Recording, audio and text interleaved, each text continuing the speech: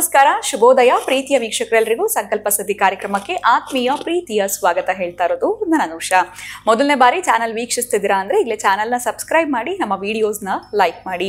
ನಿಮ್ಮ ಜೀವನದಲ್ಲಿ ಅನೇಕ ರೀತಿಯಾಗಿರುವಂತಹ ಕಷ್ಟಗಳು, ಸಮಸ್ಯೆಗಳು, ತೊಂದರೆಗಳು ಒಂದಾದ್ಮೇಲೆ ಒಂದು ಬರ್ತಾ ಇದೆ. ಎಲ್ಲ ರೀತಿ ಪರಿಹಾರ ಮಾಡ್ಕೊಂಡಿದೀವಿ, ಆದ್ರೂ ಕೂಡ ಸಮಸ್ಯೆಯಿಂದ ಹೊರಗಡೆ ಬರಕ್ಕಾಗ್ತಿಲ್ಲ ಅಂತಂದ್ರೆ ಖಂಡಿತವಾಗ್ಲೂ ಚಿಂತೆ ಮಾಡಬೇಡಿ, ಆತಂಕಕ್ಕೆ ಒಳಗಾಗಬೇಡಿ. ಇವತ್ತೇ ಈಗಲೇ ನೀವು ಅಕ್ಷಯ ವೃಕ್ಷವನ್ನ ಬರ್ಮಾಡ್ಕೊಳ್ಬಹುದು.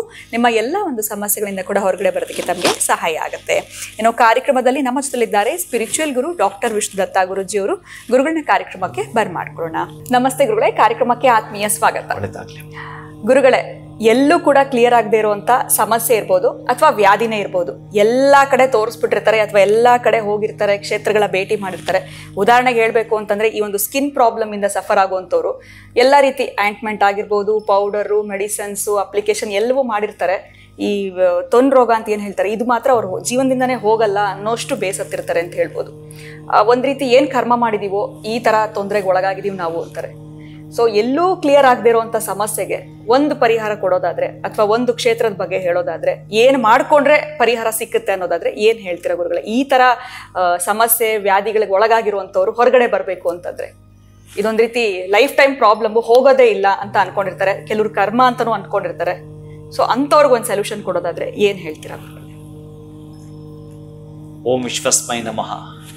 ಪ್ರೀತಿಯ ಬಂಧುಗಳೇ, ಮನುಷ್ಯ ಇರೋ ತನಕ ಸಮಸ್ಯೆಗಳು ಇರ್ತವೆ.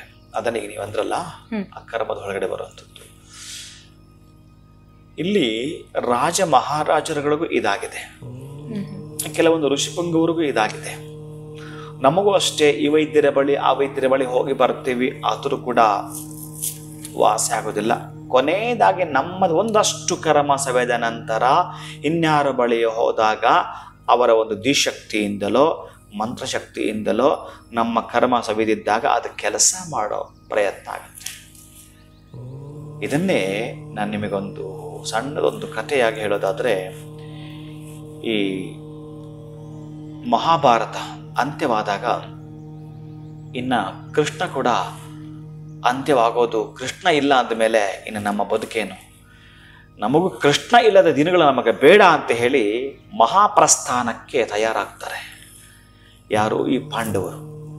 ಈ ಪಾಂಡವರ ವಂಶದ ಕುಡಿಗಳಾಗಿರ್ತಕ್ಕಂತಹ ಎರಡು, ಪ್ರಧಾನವಾಗಿ ಈ ಅಭಿಮನ್ಯು ಮತ್ತೆ ಉತ್ತರೆಯ ಮಗ ಪರೀಕ್ಷಿತ, ಇವರಲ್ಲಿ ಸಿಂಹಾಸನಗಳನ್ನು ಬಿಟ್ಟುಕೊಟ್ಟು ಇವರು ಮಹಾಪ್ರಸ್ಥಾನದ ಪ್ರಯಾಣವನ್ನು ಮಾಡುತ್ತಾರೆ.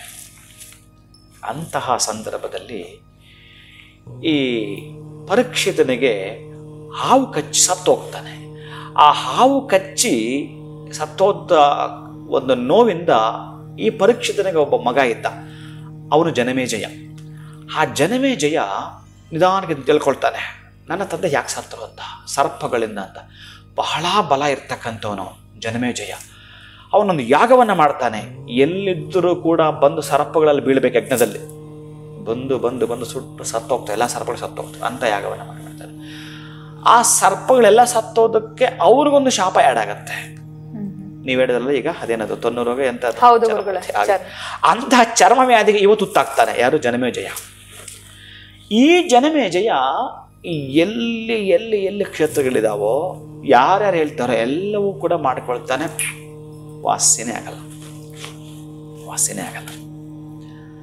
ಅಂತಹ ಜನಮೇಜಯನಿಗೆ ವಾಸಿ ಆಯ್ತು ಒಂದು ಕ್ಷೇತ್ರ, ಅದು ನಮ್ಮ ಬೆಂಗಳೂರಲ್ಲೇ.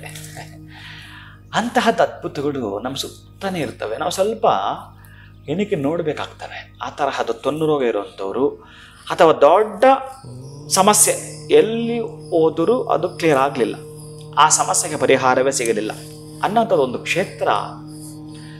ಅಲ್ಲಿ ಹೇಗೆ ಅಂತಂದ್ರೆ, ಅವನು ಅನೇಕ ನದಿಗಳ ಸ್ನಾನ ಮಾಡ್ತಾನೆ, ಅನೇಕ ಕಡೆ ಹೋಗಿ ಬರ್ತಾನೆ, ಎಲ್ಲೆಳಿದು ಮಾಡ್ತಾನೆ, ಆಗೋದಿಲ್ಲ.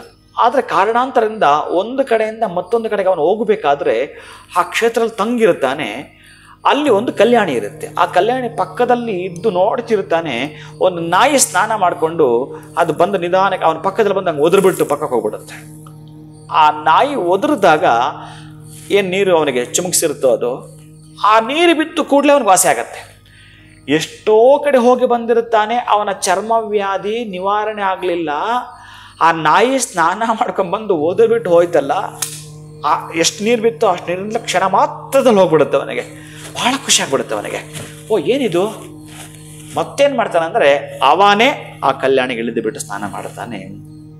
ತತ್ ಕ್ಷಣದಲ್ಲೇ ಬಂಗಾರ ವರ್ಣದವನಾಗ್ತಾನೆ ಅವನು. ಅಂದರೆ ಚರ್ಮ ಅವನಿಗೆ ಬಳ ಬಳ ಬಳ ಅಂತ ಹೊಳೆಯುತ್ತೆ, ಆ ವ್ಯಾಧಿ ಇರೋದೇ ಇಲ್ಲ, ಅಷ್ಟು ಅದ್ಭುತವಾಗಿರುತ್ತೆ. ಅಂತಹ ಕ್ಷೇತ್ರ ಸುವರ್ಣಮುಖಿ ಅಂತ ಕರೀತಾರೆ ಅದಕ್ಕೆ.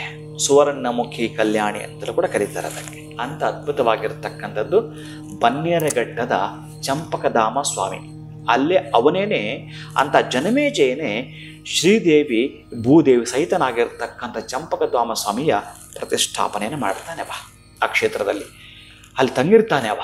ಆಮೇಲೆ ಇನ್ನೂ ಅನೇಕವಾಗಿರ್ತಕ್ಕಂತಹ ಗಿಡ ಮರಗಳನ್ನು ನೆಟ್ಟು ಅವನು ಪೋಷಣೆ ಮಾಡಿ, ನೀವು ಈಗಲೂ ಕೂಡ ಅಲ್ಲಿ ನೋಡಿದ್ರೆ ಅಷ್ಟು ವನವನ್ನು ನೋಡ್ಬೋದು ನೀವಲ್ಲಿ, ಅಷ್ಟು ಅದ್ಭುತವಾಗಿದೆ. ನರಸಿಂಹಸ್ವಾಮಿ ಇದೆ, ಹನುಮಂತ ಇದೆ, ಅಲ್ಲಿ ಎಲ್ಲವೂ ಗರುಡ ಇದ್ದಾನೆ, ತುಂಬ ಚೆನ್ನಾಗಿರ್ತಕ್ಕಂಥದ್ದು ಎಲ್ಲವೂ ಕೂಡ ಇದೆ. ಯಾರಿಗಾದರೂ ಕೂಡ ಇನ್ನೂ ದೊಡ್ಡದೊಂದು ಮೆಸೇಜ್ ಇಲ್ಲಿ ಏನು ಅಂತಂದರೆ, ಈ ಪಂಚ ಮಹಾಪಾತಕಗಳು ಅಂತ ಹೇಳ್ತವೆ. ಪಂಚ ಮಹಾಪಾತಕಗಳು,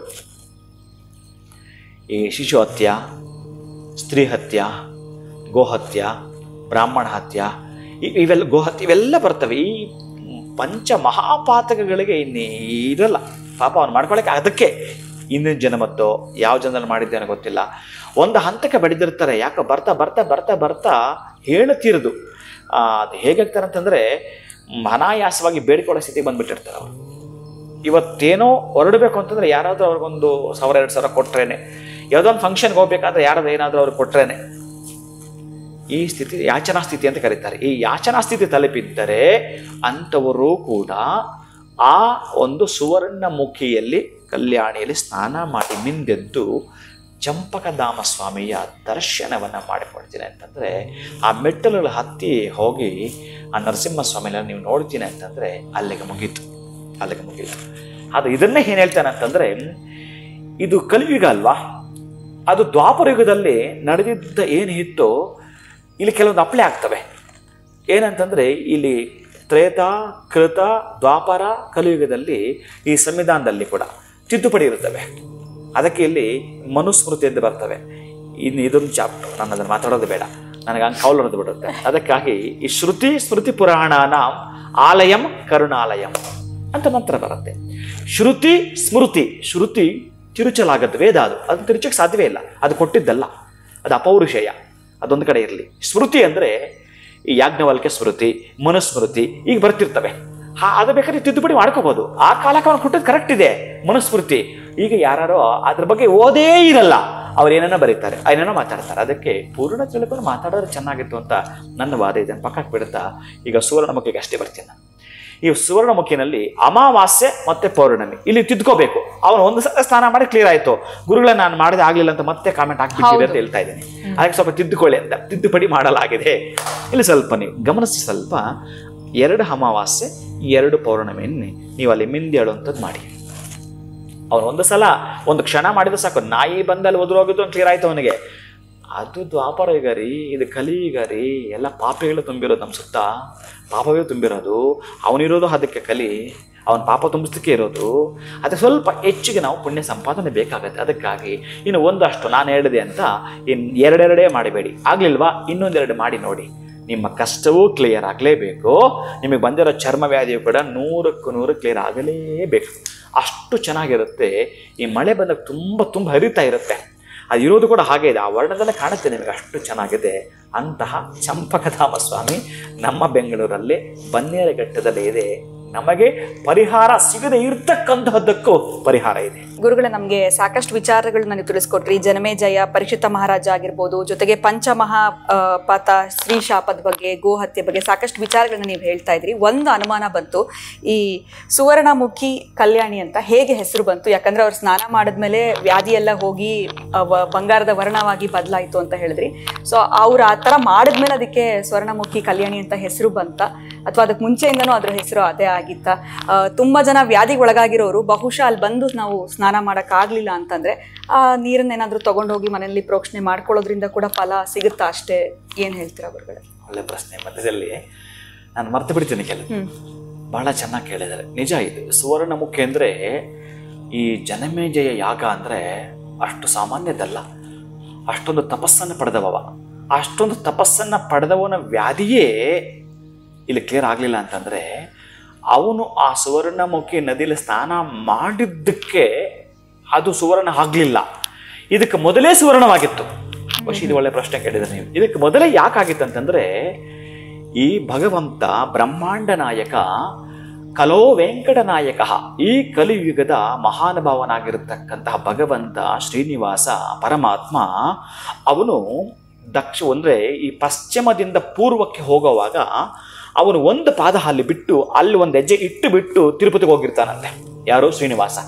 ಅದಕ್ಕಾಗಿ ಶ್ರೀನಿವಾಸನ ಒಂದು ಪಾದ ಅಲ್ಲಿ ಇರೋದ್ರಿಂದ ಅದು ಸುವರ್ಣಮುಖಿ ಆಗಿರತಕ್ಕಂಥದ್ದು, ಸುವರ್ಣ ನದಿ ಆಗಿರತಕ್ಕಂಥದ್ದು. ಅದೇ ವಿಶೇಷವಾಗಿರತಕ್ಕಂಥದ್ದು.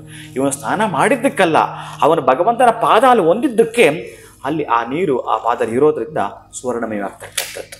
ಇನ್ನು ನೀವು ಕೇಳಿದ ಹಾಗೆ ಪಾಪ ಯಾರೋ ಎಷ್ಟೋ ಜನ ಬರೋಕ್ಕಾಗಲ್ಲ ಪಾಪ, ಅಂಥವರು ಒಂದಷ್ಟು ನೀರನ್ನು ಅಲ್ಲಿ ತೆಗೆದುಕೊಂಡು ಹೋಗ್ತಕ್ಕಂತಹದ್ದು.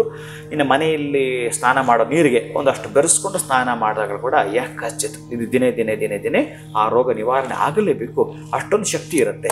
ಅಂದರೆ ನಾವು ಅದಕ್ಕೆ ಭಗವಂತನ ಪಾದ ತೊಳೆದಿರುವ ನೀರಿದು. ಈ ಪಾದ ಪುಣ್ಯ ಪಾದ ಹೇಗೆಲ್ಲ ಕೂಡ ಕರೀತಾರೋ ಅಂತಹ ಭಗವಂತನ ಪಾದ ಇದ್ದದ್ದು ನೀರು ಆ ಸುವರ್ಣ ನೀರೇ ಆಗಿರುತ್ತೆ. ಅದು ಆ ನೀರನ್ನು ತಂದು ನಾವು ಮಾಡಿದಾಗ ಇನ್ನು ಅಲ್ಲಿ ಆನಂದವೇ ತುಂಬಿ ತುಳುಕಬೇಕು. ಇನ್ನು ಪಂಚ ಮಹಾಪಾತಗಳಿದಾವಲ್ಲ, ಇದಂತೂ ಘನಘೋರ, ಎಲ್ಲೂ ಕ್ಲಿಯರೇ ಆಗಲ್ಲ. ಅಲ್ಲಿ ಹೋಗಿ ದರ್ಶನ ಮಾಡಿ ಆ ಸ್ನಾನ ಮಾಡಿ ಬಂದರೆ ಆ ಪಂಚ ಮಹಾಪಾತಗಳು ಕೂಡ ಕ್ಲಿಯರ್ ಆಗ್ತವೆ. ಅಂತಹ ವ್ಯಾಧಿಗಳಿಂದ ಹಿಡಿದು ನಾವು ಮಾಡಿರ್ತಕ್ಕಂಥ ಏನು ಇದೆಯೋ ಗೊತ್ತಿದ್ದೋ ಗೊತ್ತಿಲ್ಲದೆ ಮಾಡಿರ್ತಕ್ಕಂಥದ್ದು, ಧರ್ಮಕ್ಕೆ ಚ್ಯುತಿ ಬಂದಿರತಕ್ಕಂಥದ್ದು ಮಾಡಿದ್ರೂ ಬಹುಶಃ ಆ ಒಂದು ಚಂಪಕ ಸ್ವಾಮಿಯ ದಿವ್ಯ ದರ್ಶನವನ್ನು ಮಾಡಿಕೊಂಡ್ರೆ, ಸ್ನಾನ ಮಾಡಿಕೊಂಡ್ರೆ ನಮಗೆ ಕ್ಲಿಯರ್ ಆಗ್ತಕ್ಕಂಥದ್ದು ಈ ಶಕ್ತಿ, ಅದ್ಭುತವಾಗಿರೋ ಒಂದು ಶಕ್ತಿ ಅಲ್ಲಡಕವಾಗಿದೆ. ಖಂಡಿತ ಗುರುಗಳ, ಎಷ್ಟು ವಿಚಾರಗಳನ್ನ ತಾವು ತಲೆನಲ್ಲಿ ಇಟ್ಕೊಂಡಿದ್ದೀರಾ, ಎಲ್ಲವೂ ಕೂಡ ನೆನ್ಪಿಟ್ಕೊಂಡಿದ್ದೀರಾ. ಹೆಸರುಗಳಾಗಿರ್ಬೋದು, ಆ ಕಥೆಗಳು, ನಾ ಕೇಳುವಂಥ ಪ್ರಶ್ನೆಗೆ ಅನುಗುಣವಾಗಿ ನಮಗೆ ಸರಳ ರೀತಿಯಲ್ಲಿ ಅರ್ಥ ಮಾಡಿಸ್ತೀರಾ ಅಂತಲೇ ಹೇಳ್ಬೋದು. ಜೊತೆಗೆ ಈ ಸ್ವರ್ಣಮುಖಿ ಕಲ್ಯಾಣಿನಲ್ಲಿ ನಾವು ಅಮಾವಾಸ್ಯೆ ಹುಣ್ಣಿಮೆನಲ್ಲಿ 2 ಅಥವಾ 4 ಬಾರಿ ಸ್ನಾನ ಮಾಡೋದ್ರಿಂದ ಯಾವುದೇ ರೀತಿಯಾಗಿರುವಂಥ ಕ್ಲಿಯರ್ ಆಗದಿರುವಂಥ ಸಮಸ್ಯೆಗೆ ಪರಿಹಾರ ಸಿಕ್ಕುತ್ತೆ, ವ್ಯಾಧಿಗೂ ಕೂಡ ಪರಿಹಾರ ಸಿಕ್ಕುತ್ತೆ ಅಂತ ತಿಳಿಸ್ಕೊಟ್ರಿ. ಧನ್ಯವಾದಗಳು, ನಮಸ್ಕಾರ. ಹರೇ ಶ್ರೀನಿವಾಸ. ನೋಡಿದ್ರಲ್ಲ, ತುಂಬಾ ವರ್ಷಗಳು ಅಥವಾ ತುಂಬಾ ದಿನಗಳಿಂದ ಸಾಕಷ್ಟು ಒಂದು ದೊಡ್ಡದ ಸಮಸ್ಯೆ, ಕ್ಲಿಯರ್ ಆಗದಿರುವಂಥ ಸಮಸ್ಯೆಗೆ ಪ್ರಯತ್ನ ಪಡ್ತಾ ಇದ್ದೀರಾ ಅಥವಾ ವ್ಯಾಧಿ ಸಮಸ್ಯೆಯಲ್ಲಿ ಒಳಗಾಗಿದ್ದೀರಾ. ಇದರಿಂದ ಹೊರಗಡೆ ಬರಬೇಕು ಅಂತಂದ್ರೆ ನಮ್ಮ ಬೆಂಗಳೂರಿನ ಬನ್ನರ್ಘಟ್ಟಲ್ಲಿರುವಂಥ ಚಂಪಕಧಾಮ ಸ್ವಾಮಿ ದೇವಸ್ಥಾನಕ್ಕೆ ನೀವು ನೇರವಾಗಿ ಭೇಟಿ ನೀಡಬಹುದು. ಇನ್ನು ವಿಶೇಷವಾಗಿ ನಿಮಗೆ ಝೂ ಕೂಡ ಇದೆ. ಒಂದು ದಿನದ ಒಂದು ಪ್ರವಾಸ ಅಂತಾನೆ ಹೇಳ್ಬೋದು. ಕುಟುಂಬ ಸಮೇತರಾಗಿ ಹೋಗಿ ನೀವು ಚಂಪಕಧಾಮ ಸ್ವಾಮಿ ದೇವಸ್ಥಾನದ ದರ್ಶನವನ್ನು ಪಡ್ಕೊಳ್ಬಹುದು. ಇನ್ನು ಸ್ವರ್ಣಮುಖಿ ಕಲ್ಯಾಣಿಲಿ ಸ್ನಾನ ಕೂಡ ಮಾಡೋದ್ರಿಂದ ನಿಮ್ಮ ಎಲ್ಲ ಸಮಸ್ಯೆಗಳು, ವ್ಯಾಧಿಯಿಂದ ಹೊರಗಡೆ ಬರೋದಕ್ಕೆ ತಮಗೆ ಸಹಾಯ ಆಗುತ್ತೆ. ನಮಸ್ಕಾರ.